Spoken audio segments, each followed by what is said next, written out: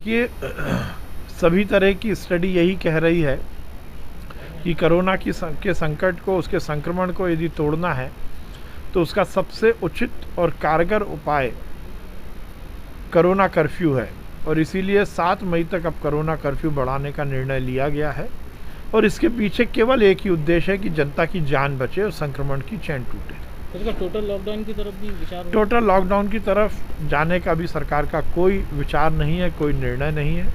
Corona curfew जनता के द्वारा अनुशासित हम स्वयं लागू करें, इसी की ओर सरकार का जोर है होगी, जो कि हमारे यहाँ हम आईसीयू बिस्तर को बढ़ाने में उपयोग कर सकते हैं। उसके साथ ही हमने निर्णय लिया है कि हम प्रदेश में सभी मरीजों का पेशेंट ट्रीटमेंट ऑडिट करेंगे और उसके माध्यम से क्या कुछ पेशेंट में इन दिनों में किन दवाइयों का क्या असर हुआ है और क्या प्रोटोकॉल में परिवर्तन किया जा सकता है, इसको लेकर भी रिसर्च होगी।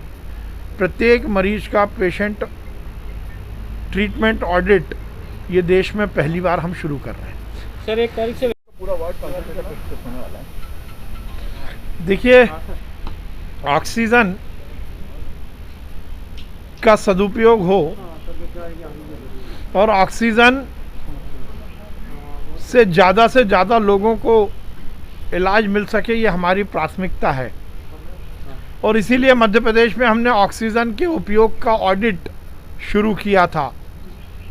ऑक्सीजन ऑडिट के माध्यम से हर बिस्तर पर हर मरीज़ को कितनी ऑक्सीजन की ज़रूरत है और उसकी वैकल्पिक व्यवस्था हम क्या कर सकते हैं, इस पर हमने काम किया।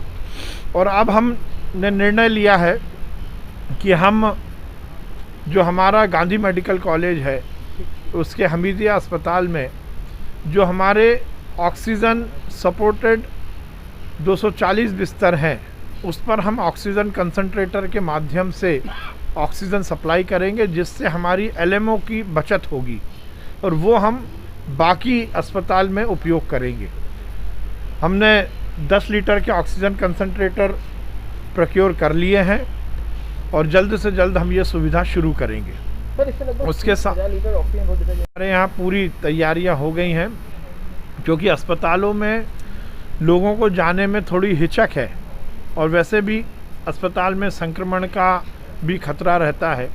इसलिए हमने ये निश्चित किया है कि हम और स्थानों को सेशन के रूप में उपयोग करेंगे, वहाँ पर स्थल बनाएंगे, जैसे स्कूल हैं, आंगनवाड़ी हैं या कोई सामुदायिक भवन है।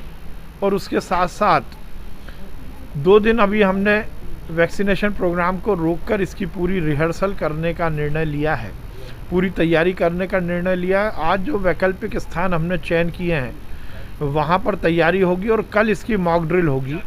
जिस प्रकार से वैक्सीनेशन कार्यक्रम शुरू होने के पहले मॉक ड्रिल हुई थी, इसी तरह कल भी मॉक ड्रिल होगी और फिर 1 तारीख से इसकी शुरुआत।